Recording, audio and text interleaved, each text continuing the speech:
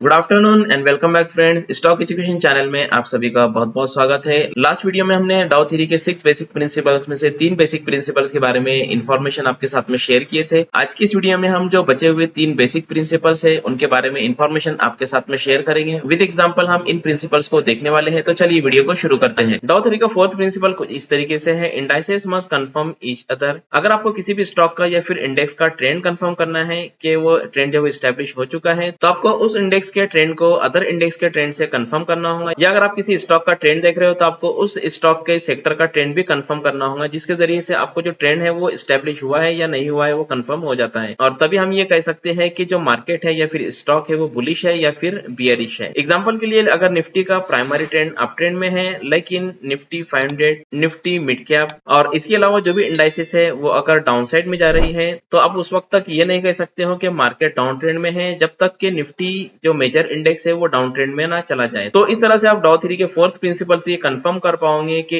Trend जो है वो स्टैब्लिश हुआ है या फिर नहीं हुआ है। तो डाउ थ्योरी का जो 5th प्रिंसिपल है वो कुछ इस तरीके से है। तो आप जो भी ट्रेंड को आइडेंटिफाई करते हो या फिर कंफर्म करते हो, तो वो जो कंफर्मेशन है वो विथ वॉल्यूम कंफर्मेशन होना चाहिए। अगर किसी स्टॉक या फिर इंडेक्स का जो प्राइमरी ट्रेंड है वो अपसाइड का है या फिर डाउन साइड का है, तो वो जो भी ट्रेंड है वो वॉल्यूम सपोर्टेड ट्रेंड होना चाहिए। एग्जाम्पल के तौर पे अगर मार्केट ऊपर की साइड में जा रहा है, तो वहां पर वो जो प्राइमरी ट्रेंड है जिसको हम बुलिश ट्रेंड कहेंगे, वहां पर ट्रेडिंग वॉल्यूम ज्यादा होना चाहिए जब भी प्राइस ऊपर की साइड में जाएगा। लेकिन अगर इंडेक्स या फिर मार्केट नीचे की साइड में जाता है, तो वहां पर जो वॉल्यूम है वो डाउन साइड में होना चाहिए। बेयरिश मार्केट में या फिर डाउन ट्रेंड में अप ट्रेंड का बिल्कुल अपोजिट होता है। अगर प्राइमरी ट्रेंड डाउन साइड का है, तो वहां पर आपको ट्रेडिंग वॉल्यूम्स बढ़ता हुआ नजर आना चाहिए। और अगर मार्केट वहां से ऊपर की साइड में आता है, मींस डाउन ट्रेंड में अगर रिट्रेसमेंट होता है, तो वहां पर आपको ट्रेडिंग वॉल्यूम गिरता हुआ नजर आना चाहिए। तो डाउ थ्योरी का जो 6 प्रिंसिपल है वो कुछ इस तरीके से है, जो भी ट्रेंड होता है वो परसिस्ट करता है अंटिल क्लियर रिवर्सल। तो जब तक आपको क्लियर रिवर्सल दिखाई न दे तब तक वो जो ट्रेंड है वो परसिस्ट करता है। तो डाउ का कहना कुछ इस तरीके से था कि जो सेकेंडरी ट्रेंड होता है वो आपको कंफ्यूज कर सकता है कि जो प्राइमरी ट्रेंड है वो डाउन साइड का हो चुका है,